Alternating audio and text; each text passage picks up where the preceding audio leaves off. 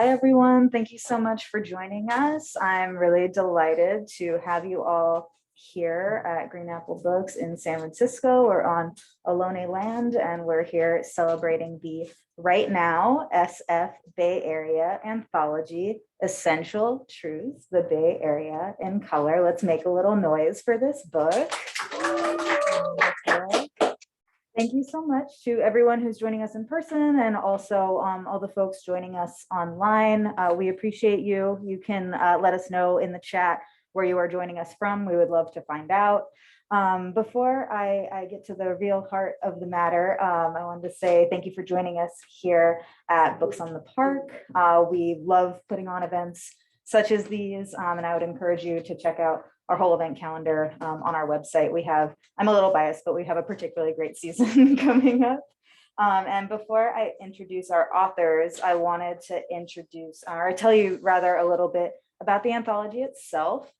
So Essential Truths is poetry, prose, and artwork by 130 Black, Brown, Indigenous, and people of color, from poets laureate and published authors to high school students and closet writers, from teachers and healthcare providers to the formerly unhoused. The stunning visual art ranges from museum quality fine art to street murals and found photography. The contributors draw from their roots in Native America, Africa, Asia, Latin America, and the Middle East. Their lived experience brings humanity to today's pressing issues, from the pandemic to racism, immigration, social justice, LGBTQ issues, healing, and community building. So that's the anthology. Shizue puts so much work into all of these anthologies, and I'm really excited to celebrate this one today, Essential Truths today. I have one more item of business that I totally forgot to mention, but I will be very brief about it, and then we'll get to the real artists that are joining us tonight. But thank you for keeping your masks on. We're trying to keep our masks on like between sips of our beverages, just so we can kind of move forward more safely and keep hosting events in person as long as we can. And San Francisco is just not in a great COVID place right now, like a lot of places in the country. So thank you for being cool about it. And we also want to give our authors the grace to take their mask off on the microphone. So thank you again for being cool about it. Okay, without further ado, we're here to celebrate Essential Truths. So I am going to tell you about the writers that we have joining us tonight, and I'm going to read all of their bios all at the top of the hour, and we're going to make noise for each of them after I finish, or after I finish each one, so we get a little bit of love for everybody. First, I'm excited to introduce Adrienne Danyelle Oliver, who's a poet, educator. That was cool. Yeah, that's okay. As a poet, educator, hip hop scholar from Little Rock, Arkansas, currently living in the San Francisco Bay Area. Her chapbooks, The Body Has Memories and Collective Madness, part poetry, part memoir, part reflections on intergenerational healing. These works are the beginning of a liberation she hopes to witness among all bodies harboring historical trauma. Let's give it up for Adrienne Danyelle Oliver. And this is our reading order too. So this is the order in which you can expect to see folks. Okay, David Renteria is 28.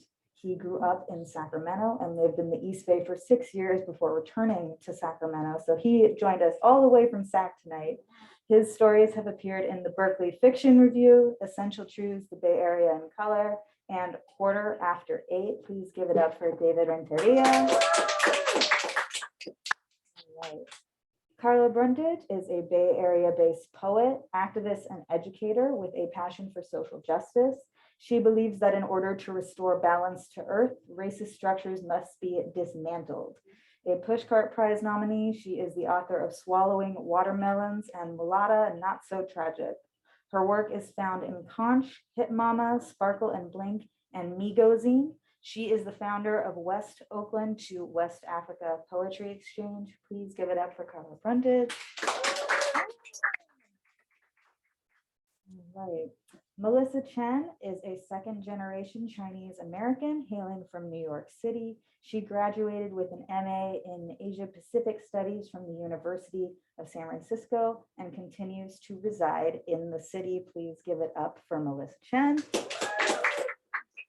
All right. And last but most certainly not least, Shizue Seigel, yay, is on her nonprofit Right Now SF Bay, supports writers and artists of color in the San Francisco Bay Area through monthly workshops, readings, and anthologies.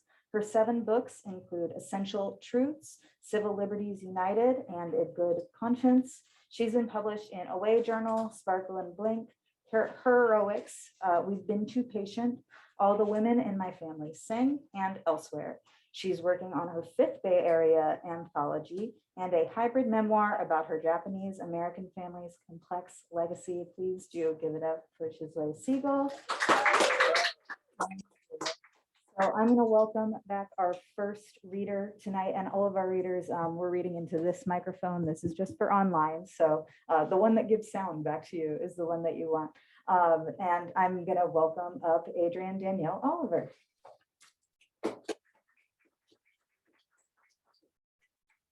Thank you. I'm actually I can talk a little bit better, if that's okay. Thank you all for being here. I'm going to share 2 pieces from this beautiful anthology, Essential Truths. And the first piece is a creative imagining. I don't have any children, but I've imagined as an educator myself what it must have felt like to homeschool during this pandemic. I heard so many stories. Any parents in the audience? I heard so many stories from people who now all of a sudden were homeschooling. So this piece is titled Homeschooling. Baby, we are quarantined. Quarantina as in 40. Baby, we are being cleaned. Here we go as in lordy lordy. 40 come from 4 as in corners on a page, when we know we so much more than words in a cage, trapped in the white space instead of the black keys, single instead of double space on our prayer hands and knees. Instead, we in here like stars in space, floating around in the black of a shelter in place. We got our living room in here, all the paintings in place. This the kitchen table, that's gonna be your learning space. Wishing suddenly we had more natural light. So dark in here makes mama miss the sun rays flight. Through windows, big and bad with nature's view in sight. Instead, we got one back room letting in sun with all its might. We're gonna call this our vitamin D room. We're gonna call this our sipping tea room. We're gonna call this our room of we room. We're gonna call this our room of peace room. West Oakland light shine in and let us see clear. We be quarantined like black skin with dogs chasing near. Outsmarting the wolf again and pretending we can't hear. Knocking on our brick house from white knuckles too near. While the wolf roams around us, we light the fire without a fuss. We keeping your lesson robust. This ain't the last stop on this bus. We pushing ahead of them, pushing us around again, hanging on by the hairs of our chinny chin chin, withstanding the growls and howls to get in. We let the wolf stand outside while we safe within. We might be quarantined like sardines, getting salty like a sack of saltines for your art project, running out of magazines and making do with anything we got on the scene. But that's all right, baby, we okay. We gonna be the one that up and away. We ain't got nothing but time to play this spade. What you think about all that? What you got to say? Mama, why the schools closed down? Why can't I go outside? Why are you wearing that mask around? I miss going down the slide. Where is my teacher? I miss Miss Lila Honey. Can I go outside? Can I have my lunch money? Mama, I'm tired. Mama, I'm hungry. Mama, why are you laughing? I'm not being funny. Mama, are you still there, Mama? When will it go back to normal, Mama? Mama, I'm bored. I don't want to sit down. Can I have a snack, Mommy? Pull the cookies down. Mama, I already know how to write contractions. Mama, that's not the way Miss Honey does fractions. Mama, what happens to a dream quarantine? Does it ooze out the window like a syrupy treat? Or does it grow so numb it forgets to weep? Or does it explode into this new you and new me? What does all this computer light do to my eyes, mama? I know I said, ask me anything, but woo, child, that's a lot. Let's see what the day brings. We're gonna work with what we got. We might run out of snacks and ease up on the fractions. We might be behind the racks on addition and subtraction. We ain't got no slide or swings that I can count, but we got the vitamin D room and a bed. I guess I'll let you bounce. When you jump in the bed, don't jump past the moon. We want the mattress firm because mama need a place to gloom. Woo. And the second and last piece are my own reflections as an educator, titled Lesson Plan. 0. H, her legacy is my inspiration. A, abolition state of mind. R, returning not an option. R, responsibility to educate. I, take up my mantle. E, everybody loves the sunshine, but nobody likes the run. T, tell the truth in love, though I feel lost. 1. Pre-pandemic after-school program, 3rd, 4th, and 5th graders. 9-year-olds can't sit still long. Pre-pandemic college, 19-year-olds sit still like zombies in desk.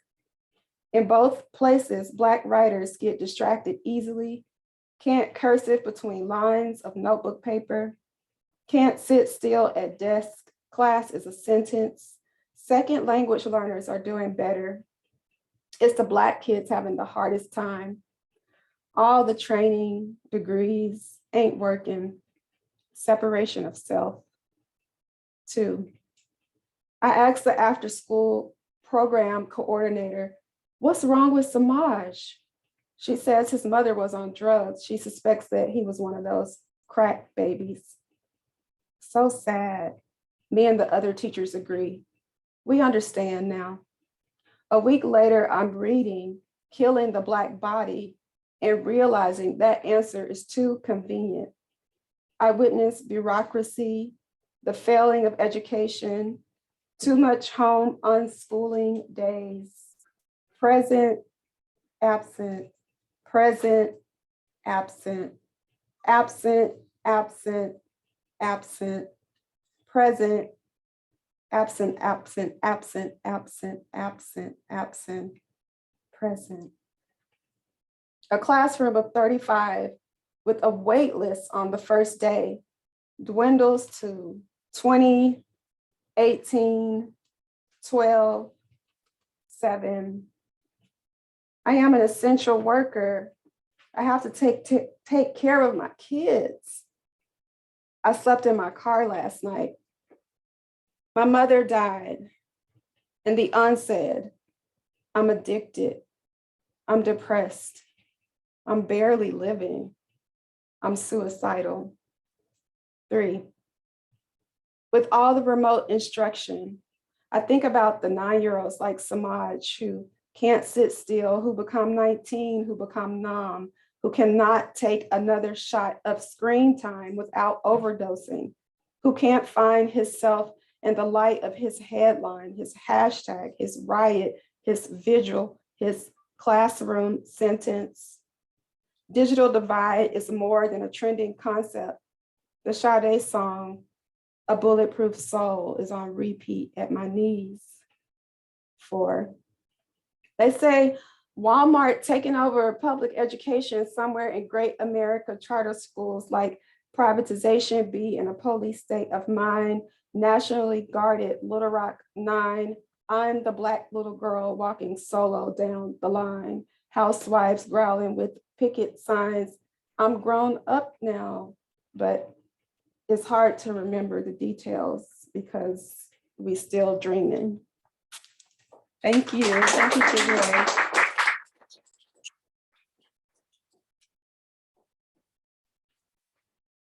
Is David Renteria.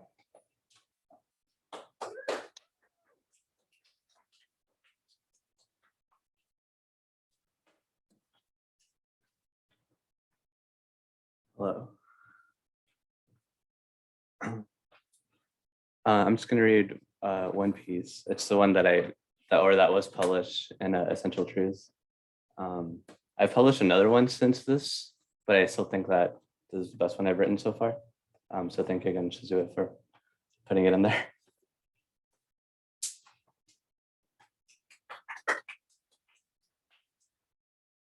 It's called 30.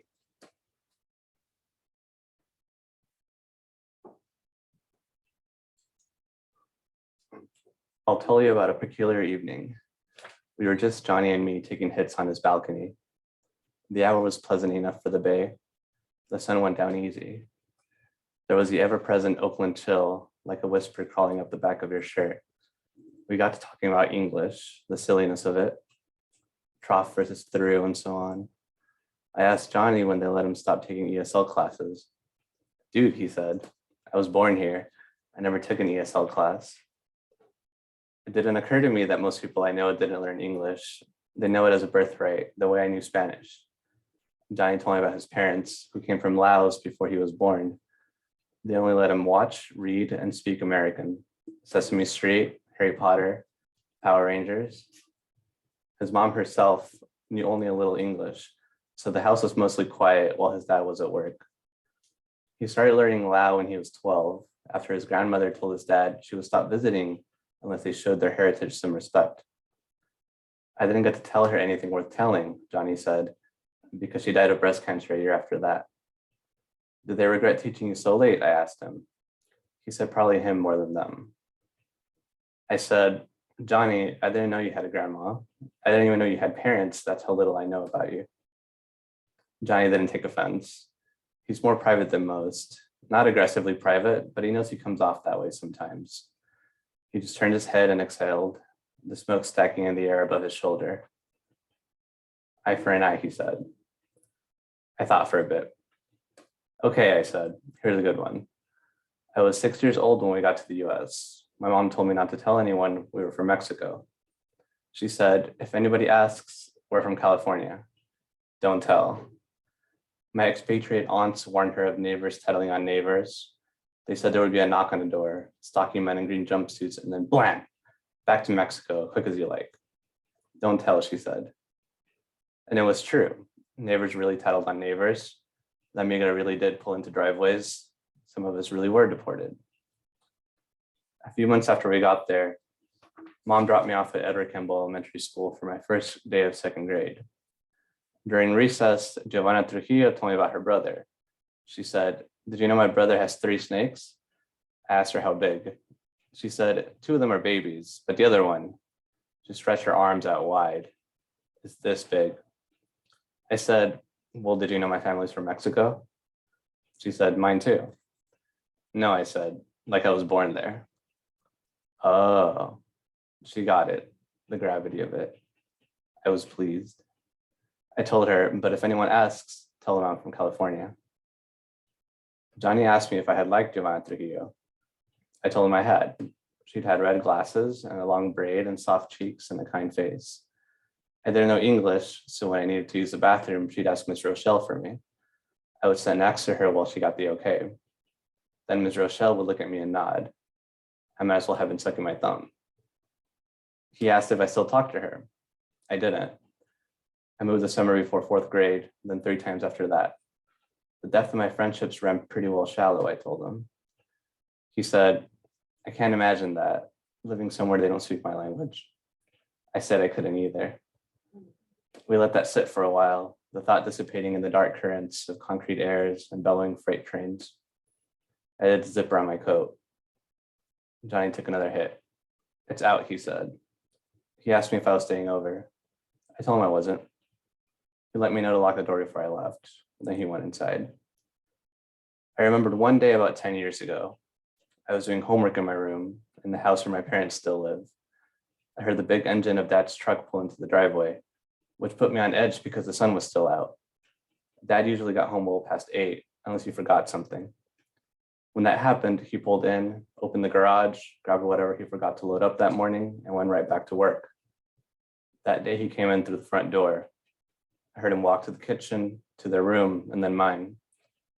Hey, Beto, he said. ¿Y tu mamá? I told him she was watering the plants in the backyard. Okay, he said, and left. 1 beat, 2 beats, shouts. That was Mom. Dad doesn't shout. I sat at my desk until I heard the truck start, then recede. I heard Mom go into her room. She wiped her eyes when she saw me walk in. I asked her what happened. She sat on her bed and very calmly told me Dad wasn't getting paid for his last job at a house he'd been working for almost 2 weeks. I asked her why. Porque no quieren, she said. Pero no se preocupe. She promised we'd be okay. Ya Dios sabrá. She told me to go do my homework. I'm not sure why the thought came up that day. I think it's something I hope to tell Johnny one day if we get close enough. I want to tell him that most days I understand why they brought us here. But sometimes I think of that day and my mom sitting on her bed, and I wonder why anyone wants to live in this country.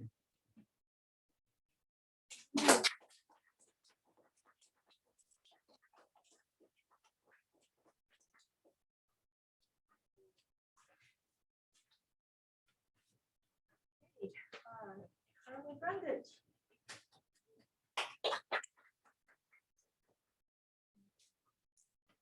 Thank you.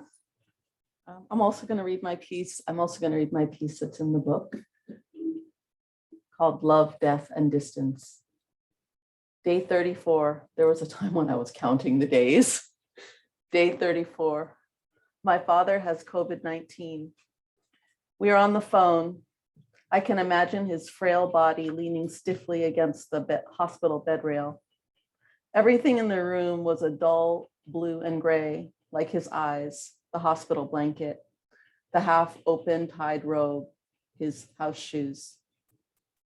On the phone, I can hear him opening and closing his mouth, gasping silently like a fish, hooked on its way to be sliced. He says, I wish I could download my brain. My own brain spins to receive this, knowing he has not ever used a computer. Yes, I say. I keep imagining this phone line is like a connection between us.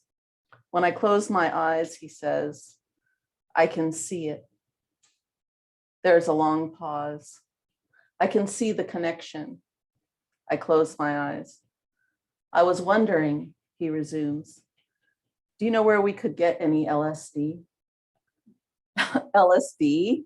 I ponder, why? He responds before I ask, well, we could take it together. Oh, I say, I know what my father believes about LSD, him having spent most of my teenage years on the truth serum, as he used to call it. What made you think of that, I ask? Well, it's a way to connect, you know, an opening of the minds. I think about how long he had had that thought sitting in his head, how many years it had been lingering there. My father, pioneer WASP, married to a dark-skinned Alabama woman in 1964. How they of his generation believed that LSD was the portal to a new way of being, of blending the races, of overcoming prejudice. Now, so many years later, he is asking me what he could have told me, his 3-year-old daughter, about why her daddy and mommy were not together anymore. He says, I did not know what to say. And then I felt so much shame. All we could say was that we did not love each other anymore, but it was not true. I'm trying to process these feelings of longing from my dad, how much he still loves my mom and how he never let go of that. Not that I wanted him to, but all the anger, all the wasted time. I do not know what to say to all of the waste. What were they doing all that time, especially my dad? My mom, she built a life. There's nothing she can really regret. She moved on, but my dad stayed stuck in time despite the LSD and the truth serum. Day 96, dreams. When I woke up the other day from a restless night, my bed was wet and salty. I could taste the moisture of the thick sea-laden air of Ehukai, which means red ocean, when the surf is high. My mind clung to this image of glass balls hanging outside the salt-crusted window of an old house, a ladder, and lots of naupaka. My dream lingered on me like seaweed or Pele's hair. I could not shake it off. I could still place myself in the old wooden frame house battered from years of high surf. I had just finished reading poetry and had that inner elation I felt at a job well done. My audience, a straggly group of white men with white hair, looking like ghosts in aloha shirts and shorts. I focused in on my mom and my dad, and at the same time was drawn towards this feeling of ecstasy at the party inside. My father's eyes wordlessly communicated that he needed me. He stood up creakily, and yet in the next second was ascending a wooden ladder to a balcony where I now realized I was standing as if on a stage. He rose quickly, his cane clattering on each step. I leapt over to the edge to help him up. An old white man in the corner nodded at his wife. As I reached out my hand to my father's, he clasped on tightly, the cane flopping over the ledge of the balcony, knocking over a glass bottle and a window louver. They shattered on the concrete below. As he continued to climb, he hit a glass ball, which also fell with a crash, splintering into 1,000 tiny pieces. I felt compelled to both help him and to clean up the glass. I fumbled as the old man and his wife shot disappointed looks my way. I got a broom from his wife. I suddenly felt alone. Where was my mom? Could she help me? Suddenly, I realized my father was level with the plane of the balcony. I left the broom and rushed to my father, who was hanging from the ledge. Not hanging, as he was horizontal, buoyant, as if surfing parallel to a balcony which had nothing holding him up but the sky. His fingers stiff gripping the edge. And then without notice, a huge wind came and propelled him through the air about 50 feet away to the other side of the yard in the naupaka bush. He was gone, dead. Thank you.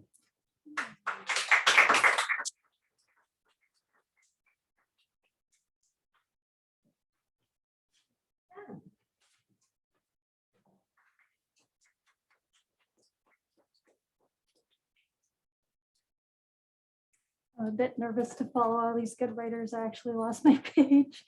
My piece is called On Grief. My mom calls me one night when I'm in my brother's car. I don't pick up.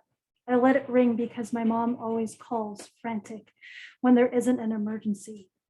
She calls my brother and I hear her through the speakerphone. She cries and cries. Please take me to the hospital. I've been burned. It hurts. It hurts. My brother drives me home. Our ceiling is singed and I hear my mother cry like I never have before, wailing like a yearning infant. It hurts, she says. We take her to the hospital. She lies on the bed and cries. It hurts, she says. Can't you do anything for her? I ask the doctors. She tells me it hurts so much. They give her morphine and she grows still for a while. What feels like an eternity but is mere hours later, she asks to go home. What are they even going to do for me, she asks, lying on her side with her burns exposed, flesh raw. I don't understand how these can be classified as third-degree burns, these marks of fire and molten plastic that have ripped through my mother's flesh. I won't wait here forever, she mutters. I do as she says, like a good daughter, and ask the doctors to send her home. When she goes to meet her friends, even now, she tries to cover up those brown plumes of smoke billowing from her skin with long flowing dresses and a wide smile.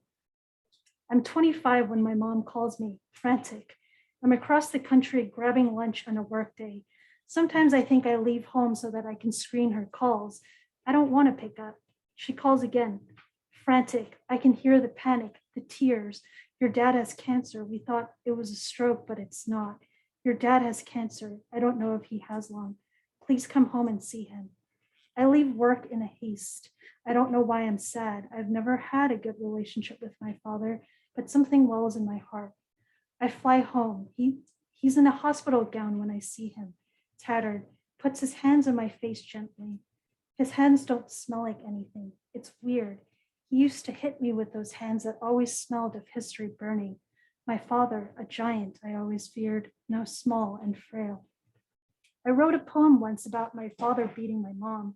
My professor reads it and tells me to consider carefully before sharing it. I hear in his voice that he would rather I not. It's too personal, he says. I think I know what he means, but then again, I don't. I nod.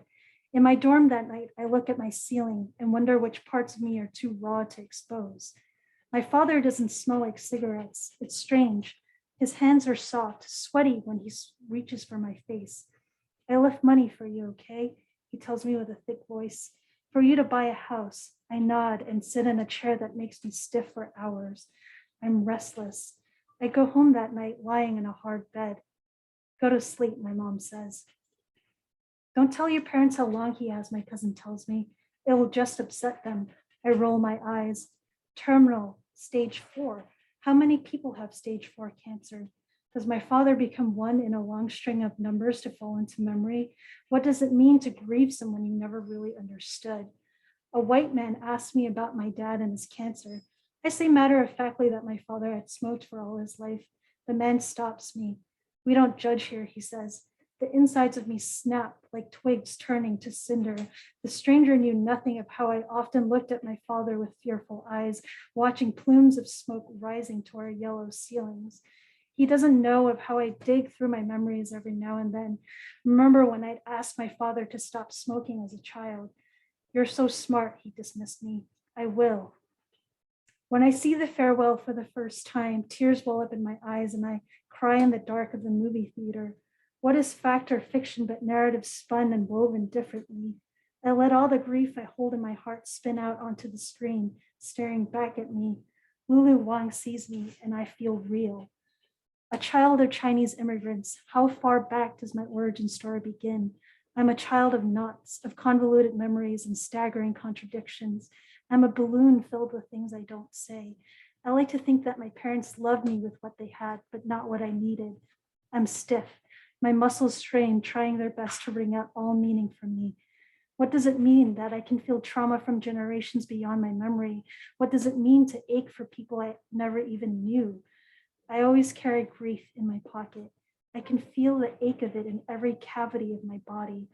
Where do I begin? What does it mean that my mother married a man to go to America in the 1980s, traversing across uncertainty through a Hong Kong muddled by fear for the handover to come, to arrive in America, make up, land of gold and beauty so the children she bore could live a better life than she had, so that I could live this life away from her. Everything I do for you, she tells me over the phone, sullen. Why raise children when all they do is leave you the first chance they get? I don't have any of the answers. All I can ever try to do is try to be brave and to think for myself, to wedge myself open and to fly for my forebears who couldn't. Thank you.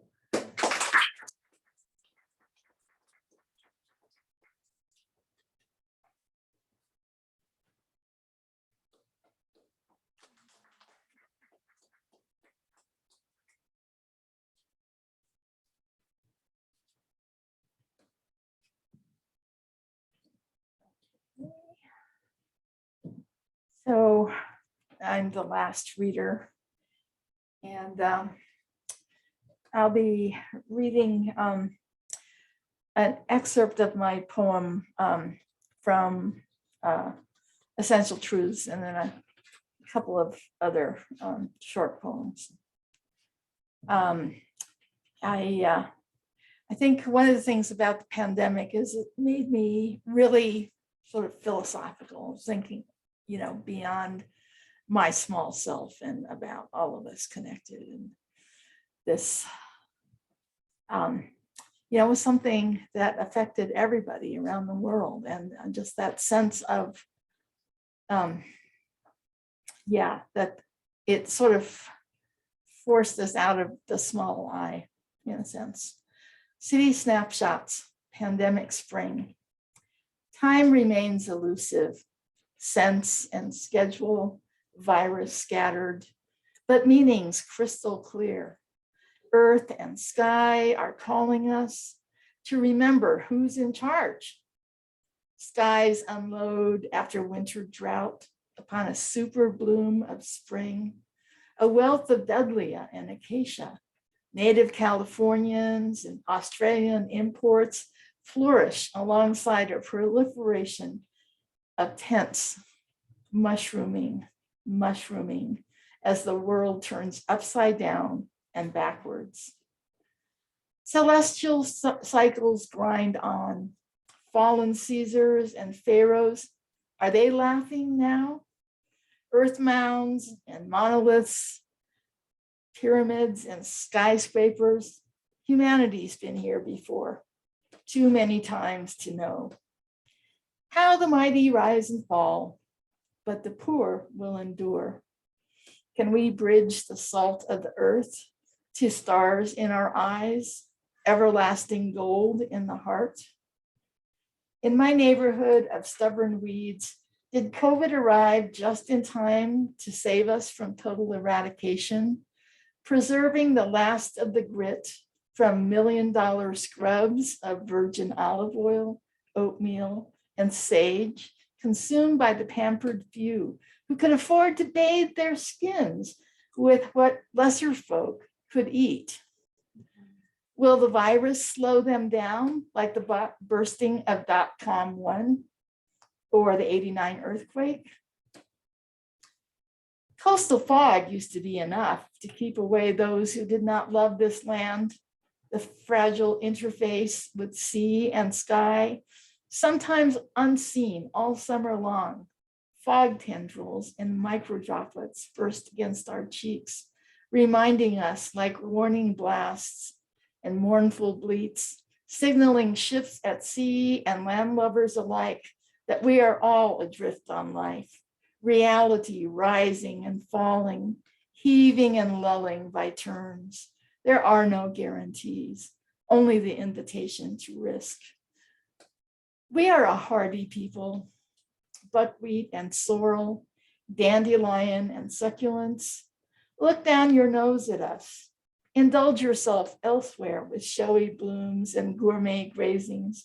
We are a plain people whose meager dollars sent a generation to college so they could look down on us too.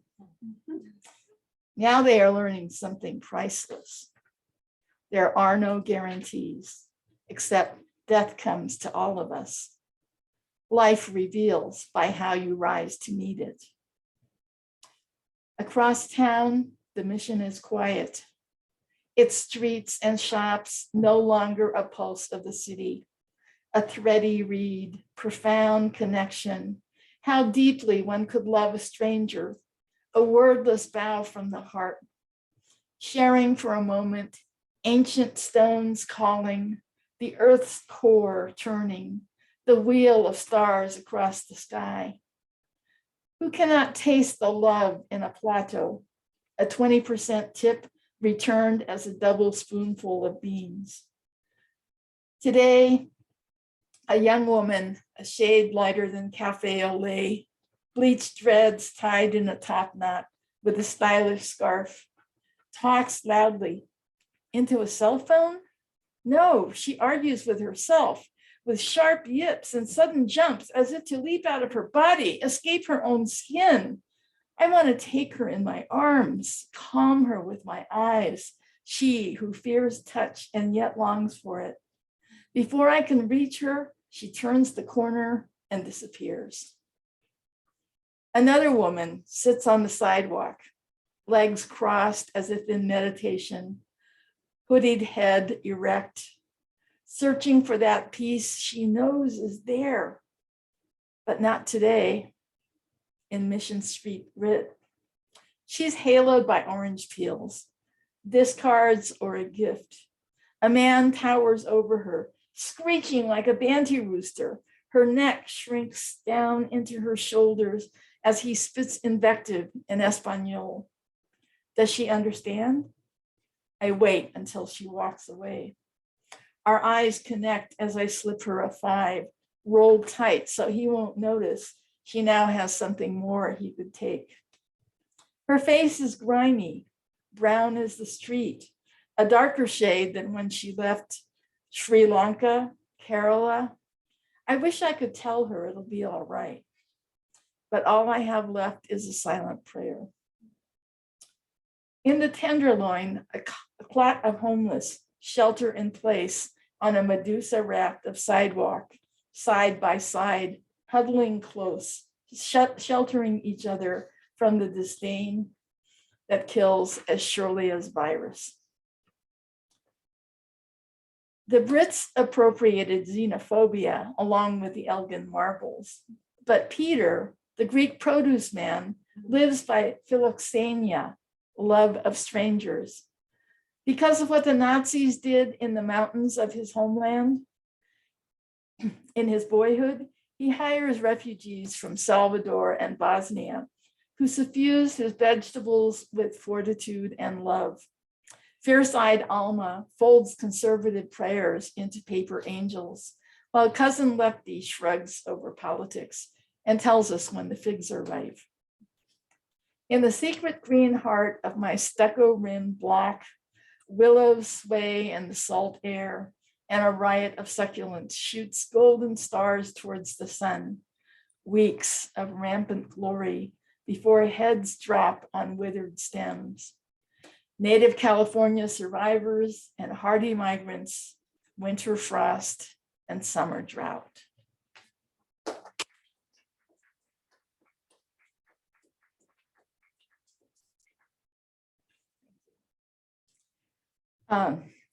This one is, I get frustrated sometimes because there's so many Asian Americans who feel invisible, and yet it's so difficult to speak up. So this is a poem for them. Open season, no limit.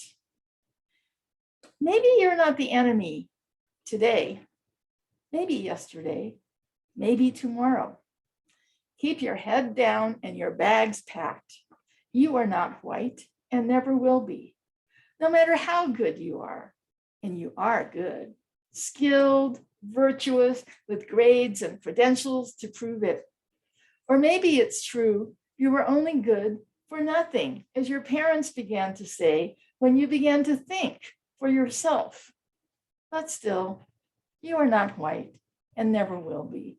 You will forever and ever be an object of derision, contempt, competition, seduction.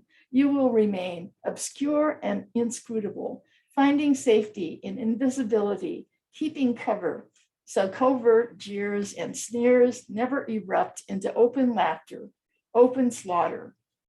So run the gauntlet of cruelty, channeled between twin lines of hate and fear. Rats of wreck, your crush writes in your yearbook. He sees only girls with hair blonde to their roots. You are not white and never will be. You will always be the one to do the work with none of the credit. Too small in all things, too yellow to matter until you become the peril. But you are not Black and never will be. You run no daily risk of being stopped while driving, shot for stopping, shot for running, shot for sleeping in your bed.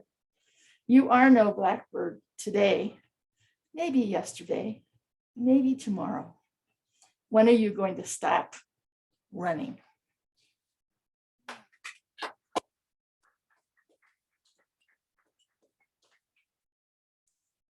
And this last poem sort of goes back to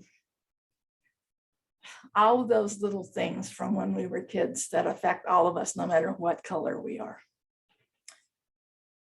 Tiny arrows. You tell yourself it doesn't matter, but it does.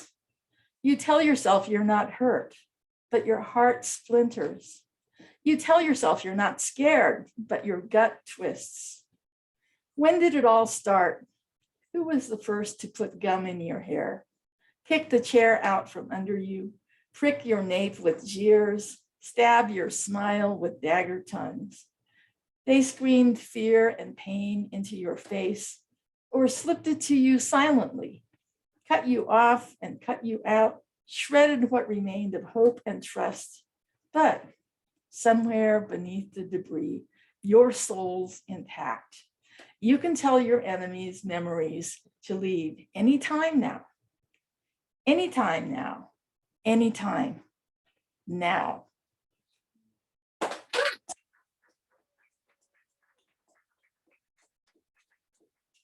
So thank you very much. All of the readers were just amazing. I have to say, when these things came in, I was expecting something like 40 contributors, and I got over 150. And, you know, the book was going to be like, you know, 150 pages or something. It ended up being over 300 pages because yeah, I read David's piece and I go, oh my God. And then I read Adrienne's piece and I go, oh my God. You know, it's just, Melissa, you know, so many people that there's some people I knew like Karla, but there's so many people that just sent in your work and it was just so amazing. I have to thank you from the bottom of my heart. And, you know, take a look at the book because there are many more. So thank you very much, Car and Green Apple Books for hosting us. It's been wonderful. Thank you.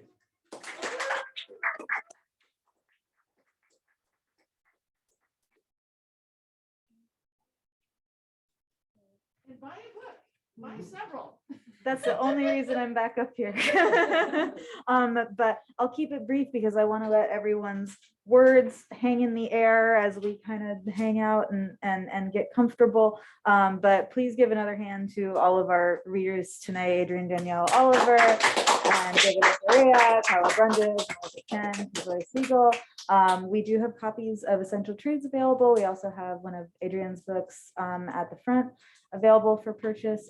If we have any open beverages, your goal is to finish them tonight because I cannot use them another time. It's just a one night thing.